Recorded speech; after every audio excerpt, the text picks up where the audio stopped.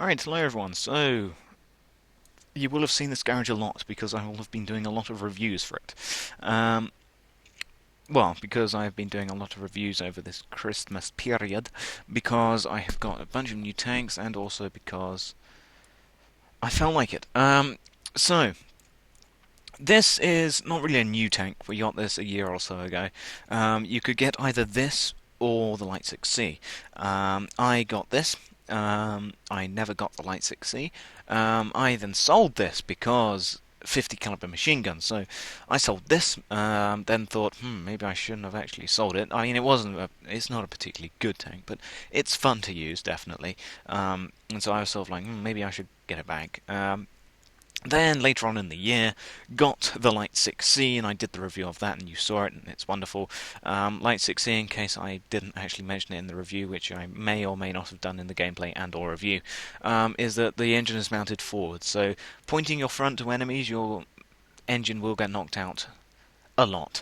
So try not to point the front of it at that thing, at enemies. But with the T7 combat car, the engine is actually in the rear, so you can go forwards at people. With the Light 6, turn the turret around and go backwards. That's what you should do, because the engine's at the front and you have no armor to protect said engine. So yeah,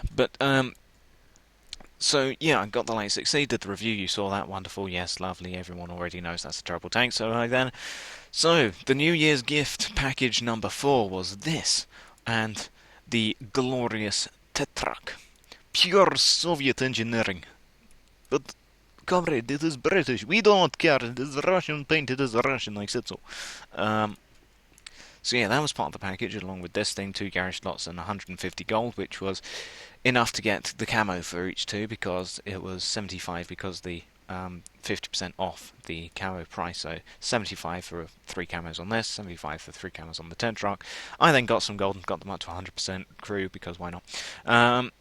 And so yeah, I then got this thing back, and now I've been playing it, and I played 2 games just now, and then now I'm doing the review on it. So, starting off, 150 hit points is not particularly that good. It's the same as the Light 6C, 20 less than the Vickers, 30 less than the Light Tank VZ, whatever it is, 10 less than the T1E6, the glorious T1E6. It's actually 50. It's about to say 50 more than the Tetrarch. No, it's 10 more than the Tetrarch. Tetrarch really does have a very, very low health pool. That's like tier 1 tank health pool right there. It's 30 less than the T26. It's a lot less than the Panzer 2D, because that's the only thing it's got going for it. It is 10 less than the Panzer 1, 20 less than the Panzer 2. And yeah, that's a tank destroyer, so we don't really talk about that. But yeah, so it's in the pretty low end of the hit points, but it's very fast, so you should try not to get hit. It can survive about 3 to 4 hits of regular guns, if not lots of autocannon fire, because autocannons. It weighs under 10 tons, which is pretty good. It's obviously the Light 6C and the Universal Carrier are going to be like the lightest things in the game, at only 4 or 5 tons. It weighs the same as the Panzer 2. Panzer 1 is pretty lightweight. Panzer 2D is worse.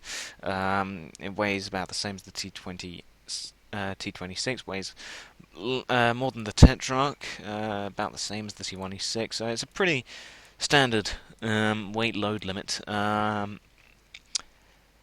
It has a 262 horsepower engine, which is funny that it's so specific, but then I suppose 88, 244, 100, 135. I mean, the tier 2s do seem to have funny engine power, funny horsepower engines at least. Got 100, 160, pure German engineering. What engine is this? Maybach. Yes, of course it is. Of course it is the glorious Maybach engines. Purring Panzers since 1939. I was doing that in a strange Russian/German hybrid accent. I don't know. But yeah, so it's a funny horsepower engine amount, but it gives it a what am I looking for? I'm looking for horsepower per ton, which is 26.31, which is very good, but it is after all only tier 2. Sorry about that. But yeah, it is only tier 2, so that they're all. They should. have pretty good horsepower per tons, but this is particularly excelling in that particular category, and it does allow it to get up to a very high top speed of 56 kilometers an hour with a 44 degrees per second hull traverse, which is very good. The maneuverability is what's going to keep you alive in the T7 combat car. Um, as for the armor, this is where it starts to fall down, and it will continue falling until it has gone down to the bottom of the hill and rolled onto the road. With only 15 millimeters of frontal hull armor, 12 at the side and 6 at the rear, with 12 all around on the turret. And it is slightly sloped, but that's not going to stop anything. No gun in the game has got less than 12, less than 15 even. Millimeters of penetration, so yeah, anything is going to really get through you. High explosive is going to do that little bit more damage, but it won't one-shot you probably. So yeah, the armor is nothing good. You can't really side scrape with it. It's knife through hot butter really with this. And then the gun is where it rolls onto the road and gets hit by a truck multiple times in the face. Because it has a Browning .50 caliber M2 machine gun.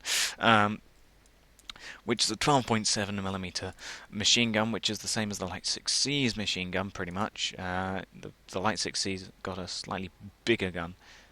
It's got the 15mm Besa machine gun. It holds 10 more shells in the magazine than the Vickers, which only holds 40. It also loads each of those individual shells 0.03 seconds quicker, of 0.11 compared to the 0.14. However, it has a longer overall reload speed. Hang on. So yeah, sorry about that. I always launch it from Steam. That's been annoying a little bit in these last few videos, but yeah, if you want to visit that YouTube link, you can. It's probably like a song or something. I don't know. There you go. Go to that time. Okay, so I've set my Steam to offline mode, which is what I should have done, but didn't, so yeah, there's a YouTube link. Go to that and go to that time, and I'm sure there's something there. But yeah, for now, what was I thinking of? Oh yes, the time of reloading. Going through the gun stats. The gun stats. So it has the longer complete loading time because of the 10 extra shells in the magazine. It has the same average penetration. It has one less average DPM because it is that slightly less in caliber machine gun shells, but it shouldn't really make a difference. You do have the highest shell magazine capacity to make up for that.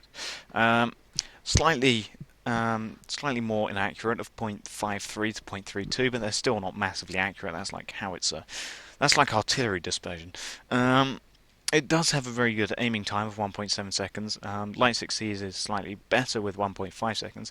The 1.7 seconds is the same as the Hetzer's 105 Stutt gun.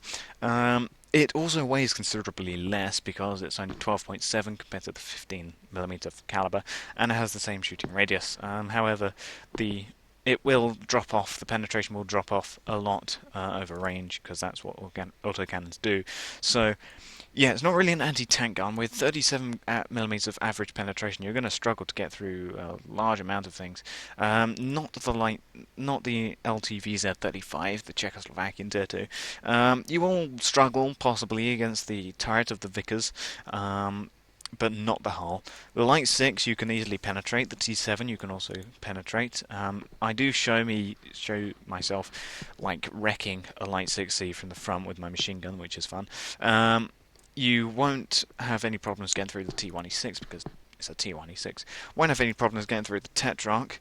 T28, T26, you will struggle to get through the Mod 1936 to 37 turret.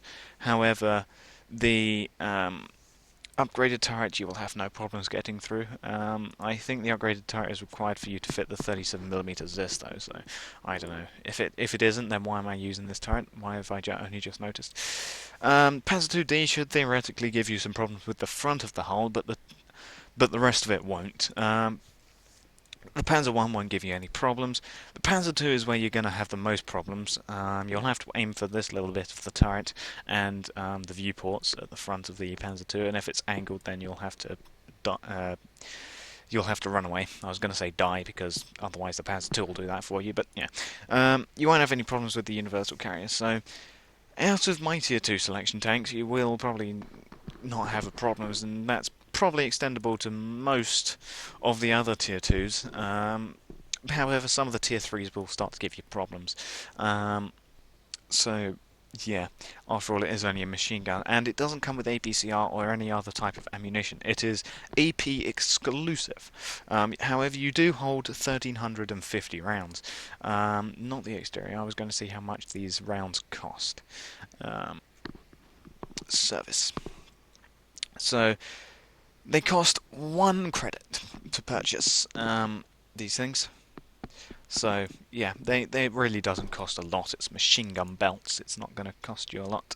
Wonder if the Light 6C costs more. Nope, still costs 1 credit for some for some rounds of ammunition. So yeah, you're probably not going to run out of that much ammunition unless you're burning it all, distracting some Hotchkiss or something. Really, the French are the only things that are going to give you problems in this tank. Because if we look at the French tanks here, obviously the Renault FT isn't going to give you that much of a problem. The FTA-C also is not going to give you much of a problem with 16mm of hull armour. However, the D1, 30 frontal hull armour, 22 turret armour, what's the upgraded turret give you? Upgraded turret gives you 40 as well, so you're not going to penetrate the D1 at any point ever, unless it's using the stock turret. The Hotchkiss as well is also going to give you problems. 40 turret armor, 40 hull armor, it's 40 all around. You're not going to penetrate that French tank. The FCM-36 is also going to give you problems unless you get the side of the hull. Side of the hull you will be able to penetrate, but the turret no. Side of the hull, the Renault R35 with the upgraded turret gives you 40 all round. With the hull, it's 32 at the rear, 40 all round. I mean, yeah, the French tanks are going to be the only things that are going to give you struggling. So if you're the only one left on your team and you've got one or multiples of these French tanks, either try and cap and keep them detract, or run away and hide because you're not going to kill them. So yeah, those are the basic stats. Other than 24 degrees per second turret traverse, which is pretty bad. It's actually very bad. 280 meters view range, which is tier 2 standard, and the signal range isn't very good, 325, but at least it's better than the 228E with the F30 gun. I mean, that has 300 meters signal range, which is terrible. But yeah, so moving on to the consumables, obviously load up whatever you want. As for these things, the equipment, you only have a choice of 7, so you sport for choice. Improve vents, yes, for that reload time and your crew skills and everything. So yeah, yes, improve vents. Spore liner, no. Definitely not. Camo net, definitely not. Binos, no, definitely not. Coated optics, one of the few things that are going to help you. Enhanced gun lane drive, no, you have a very good aiming time. I mean, after you've fired one burst, you're going to want to keep that up, so you won't bother aiming in between each burst of, like, 5 or something bullets, so yeah. Probably no, and toolbox, yeah. So what you're going to want to equip is improved vents, coated optics, and toolbox. If you equip anything else, just no. So you have a crew of 4, which is, I think, probably one of the most amount of crew that you can have at a tier 2 on a tier 2 tank. So 6 cents, because you really do not want to get spotted in this tank. The commander also doubles up as the gunner, so snapshot, possibly. Not very good accuracy anyway, and the turret traverse is pretty slow, but if you want snapshot, possibly. If you're circle strafing, sure. Deadeye is always useful. It will especially be useful for this tank because it is a machine gun, so you'll be hitting them multiple times with multiple shots. If they can get through, you'll be racking up that damage, racking up that module damage. So yes, definitely Deadeye will improve this tank tenfold. Um, Armor improve accuracy of a damage gun. Your gun accuracy is terrible anyway, so probably not. Designated target will allow you to get several more bursts on target, so yes, designated target. Eagle Eye is always useful. Jack of all trades, possibly. Recon is always useful, and Mentor, I don't care. And then, of course, you've got your common skills. You've got the driver. Driver, I am going off-road driving. Um, Clutch braking. Clutch braking is always useful. You have a pretty good traverse speed, but clutch braking, any extra traverse speed for this tank is going to be useful. Preventive maintenance, if you keep getting set on fire, then sure. Smooth ride, yeah, I could have used that a couple of times in the games that I show for the gameplay part of the review. Then possibly. Controlled impact, no. You don't have the armor to sustain any sort of ramming damage, so no. And then of course your common skills. Radio operator. I am going signal boosting because improving that signal range is going to be very important. So yes, signal boosting is going to help you. Situational awareness is always useful. Call for vengeance. Possibly. Relay probably want to hold off on that until you've got signal boosting at least, because the signal range isn't very good. But then again, only tier 2, what do you expect? Then sure, go for any one of those, it doesn't really matter. Accelerate gun loading if the tank is on less than 10% of its hit points, which will be 16 hit points for this tank. No, 15 hit points for this tank, and you'll get a 10% increase in in loading time, which is going to be useful for this gun because it takes an age. It takes like almost 30 seconds to reload the gun, which is probably one of the reasons that I sold this tank in the first place, because I was trying to play it on a 50% crew, which meant that the reload time was like over like half a minute long, which is like artillery loading time, that is. And artillery is more likely to do some damage than this thing. Anyway, so yeah, adrenaline rush is always useful. Safe stowage. If your ammo keeps getting damaged and knocked out, then sure. Intuition, if you use that, then you should quit the game and never return, because there is only one choice of ammunition available to this tank. If you are choosing intuition to increase the chance that the loader will promptly switch between shell types, there is only one shell type. If you are choosing this skill, just no. No. You deserve to be shot multiple times in the head with a 20mm cannon. Just no. And that is it. Moving swiftly on from that. Just if you did choose that skill, then I'm sorry, but no. So overall, probably don't want to go brawling. This tank is very, very fun to dart around and just zoom down the flanks and get behind people. It is massively fun to speed along at 56 kilometers an hour and just unload into the face of an awaiting artillery, which is an odd-looking image, but just putting in monstrous amounts of fire from this caliber machine gun into artilleries is massively fun, and also other T7s and Night 6Cs and other tier 2s. It is very satisfying when you find a lightly armored target and you just see their health just drain as a solid like bar down to nothing. It is very satisfying. But the way you play it goes for the same as the Light 6C. You could probably just take the review of the Light 6 and just bring it to the T7 combat car. They basically play the same. Light 6 has got one less crew member and it's British. And it's smaller, definitely. Which is the thing about this tank, it's pretty large. For a tier 2 at least. I mean, look at the Tet Truck. Tet Truck's tiny, cute. Even the T1E6 isn't larger than it. The T26 is also a pretty large thing. That's pretty low, that's pretty small. That's quite large. But that's what she said. But anyway. So, from what I would say to play this tank, basically copy and paste what I said about the Light 6C into this. Use it as a flanker and just use that speed and agility and just get behind people and just unload into there. thinner armor of the side and rear, unless it's a French tank, in which case run and hide, or do the French tactic of surrendering. Either one will work. So yeah, I will thank you for watching, and goodbye.